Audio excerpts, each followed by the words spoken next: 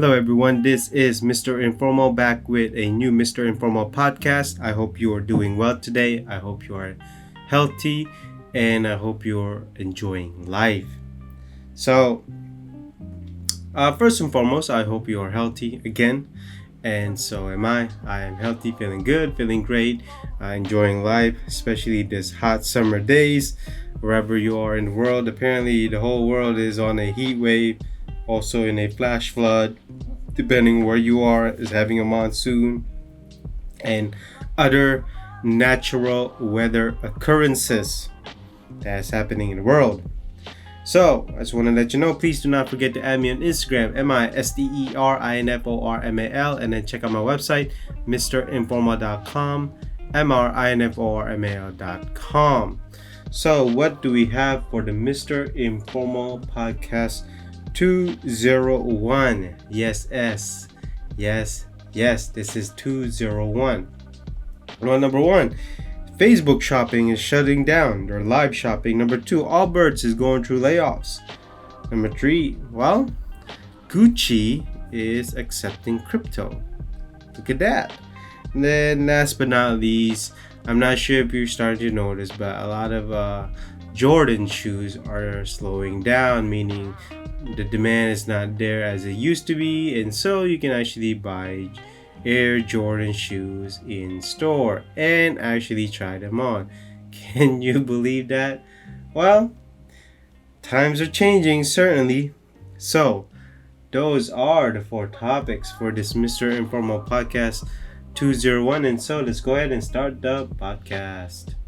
So, for the first topic is from retail.com, titled Facebook to shut down live shopping feature.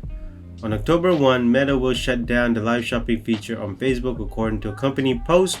The company stated consumers' viewing behaviors are shifting to short-form video, pushing Meta to focus more on video format reels on Facebook and Instagram. However, live shopping functionality will remain on Instagram per post.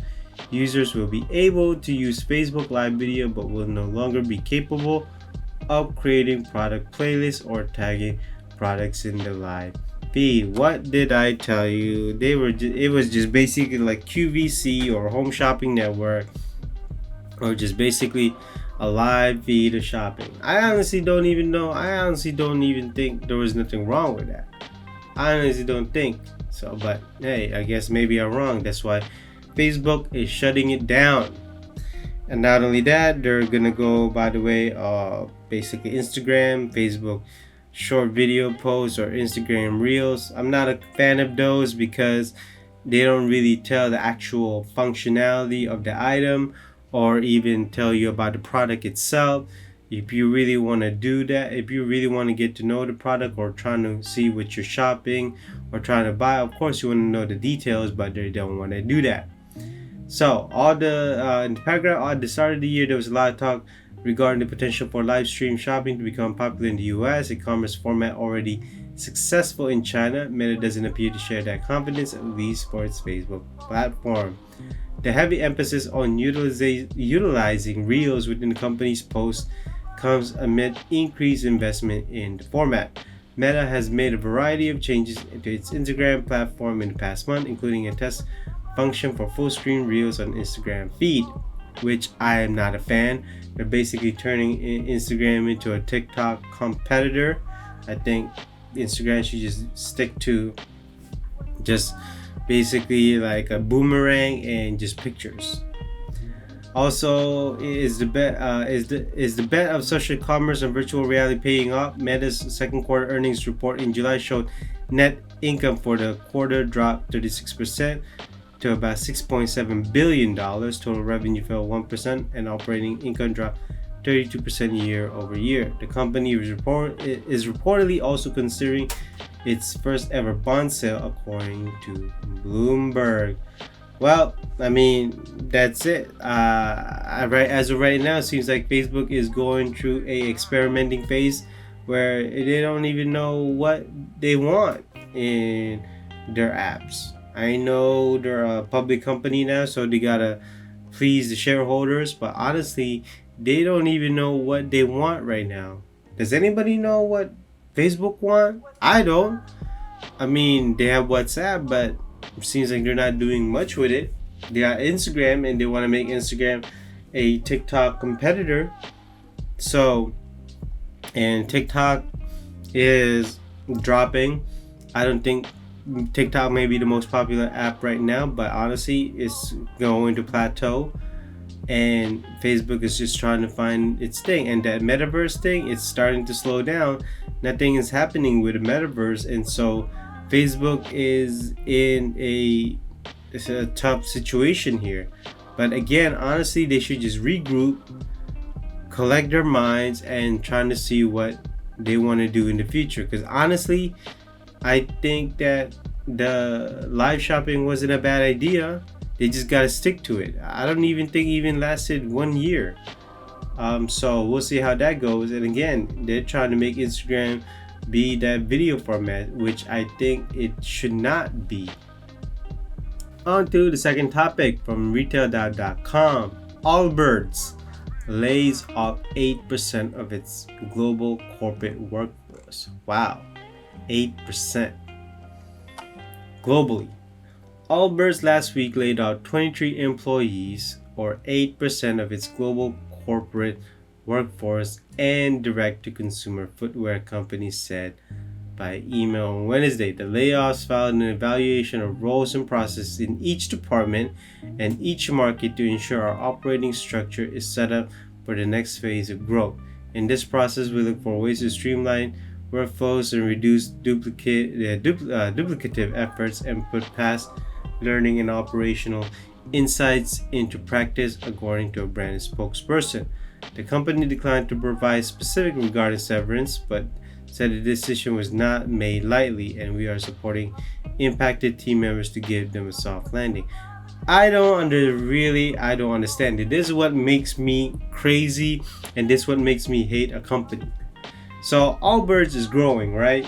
I mean, they're starting to expand, and this is what they said, right? I'm going to repeat it again. So they laid out 23 employees in their corporate workforce, okay? 23, which is not a lot, honestly.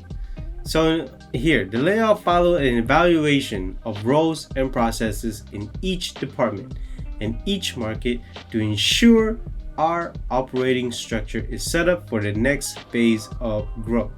What does that even mean? So if you know that you are growing, don't you think you need those employees? I would think that's obvious, but whoever wrote this does not even think right, or didn't even word it correctly, or even phrase it correctly.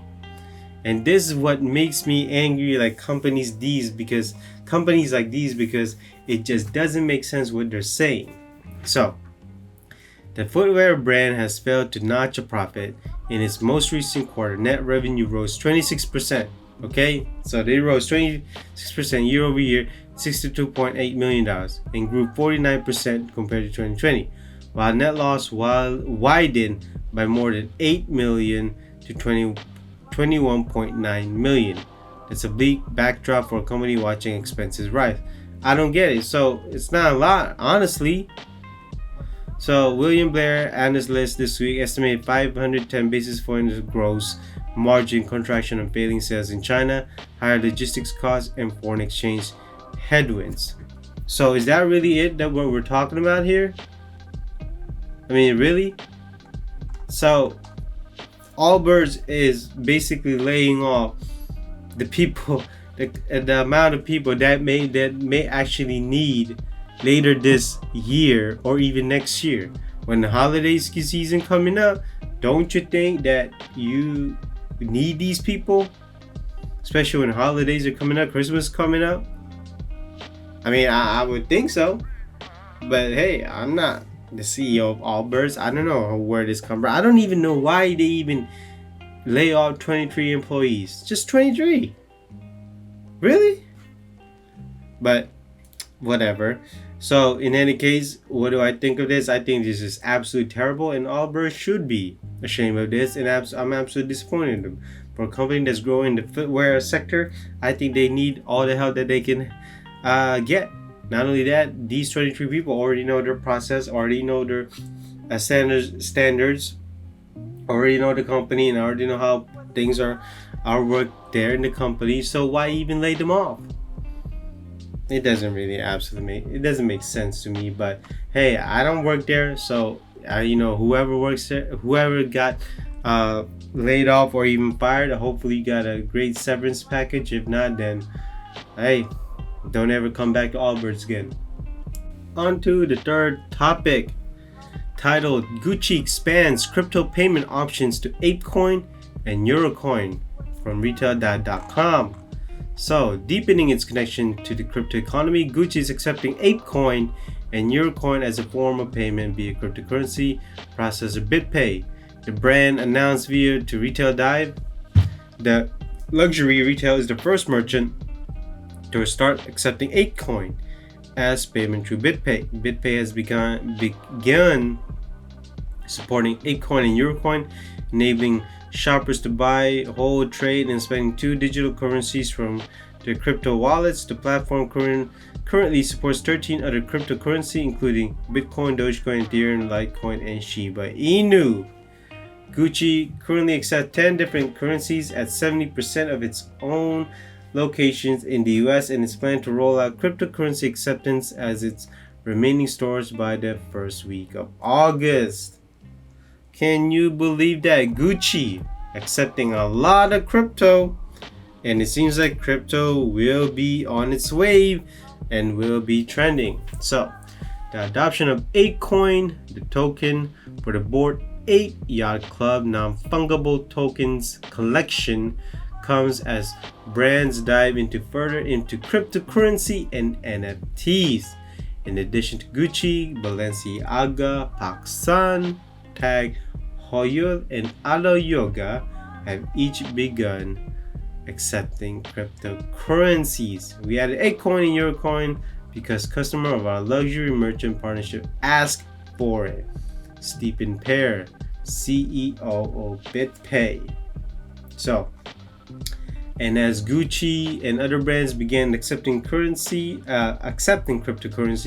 for our payments, research indicates that few customers use digital tokens for their purchases, and overall interest in the industry may be on the decline.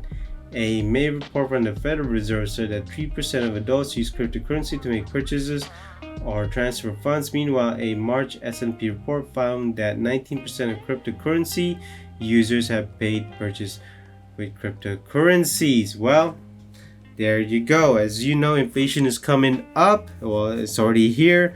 Also, everything's rising with cryptocurrency. As you know, it's not backed with anything, and so you know that depending on its value, or depending on its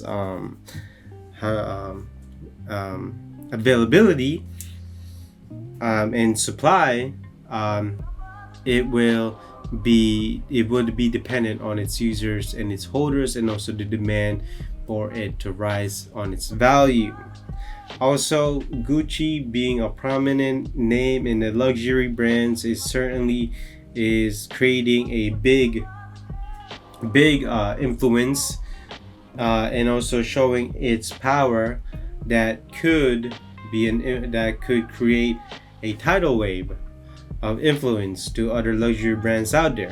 Could be Goyard, could be Christian Dior, it could be YSL, it could be Prada. I mean, the list goes on and on and on for other luxury brands.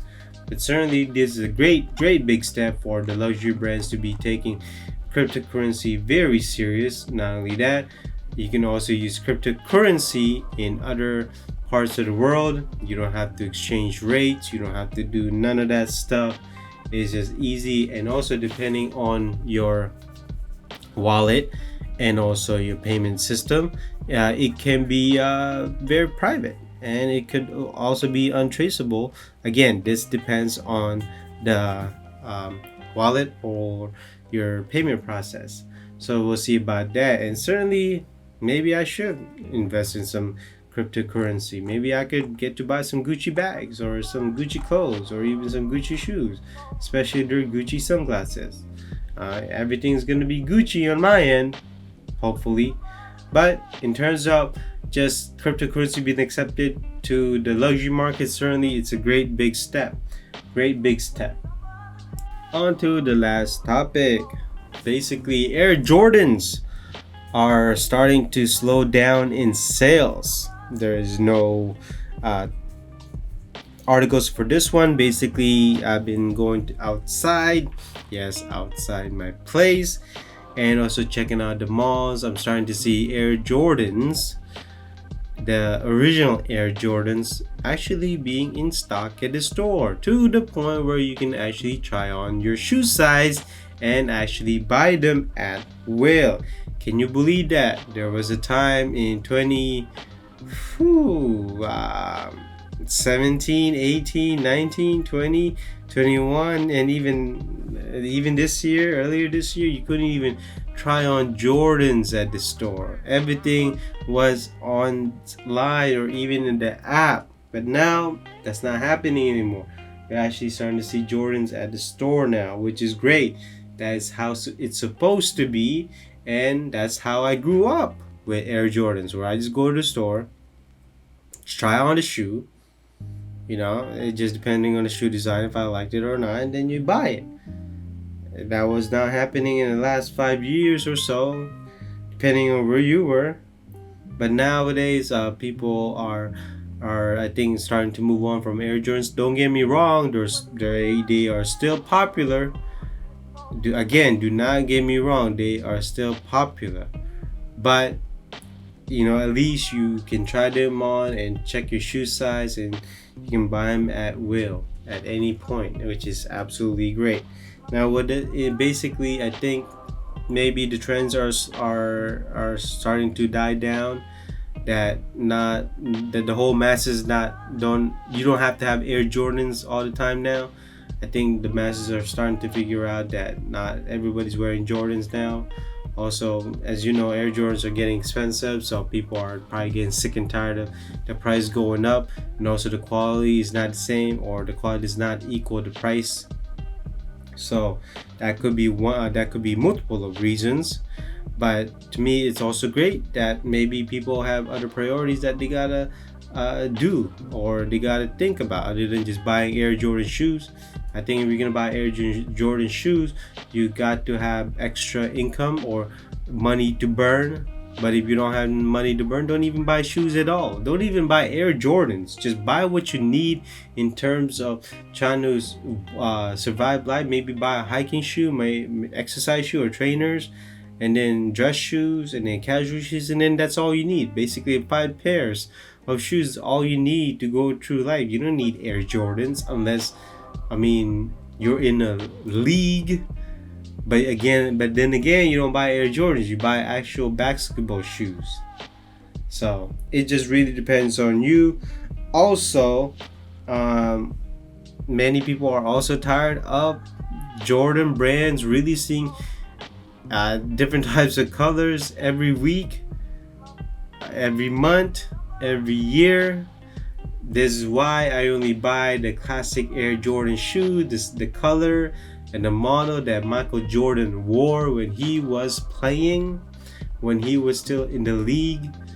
All these new colors, I don't really care for them. I only care about the shoes that he wore when he was playing.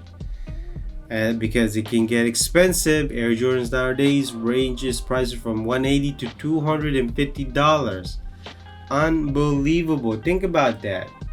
If you buy 4 pair of Air Jordans, that's $1,000. $1,000. Are you serious?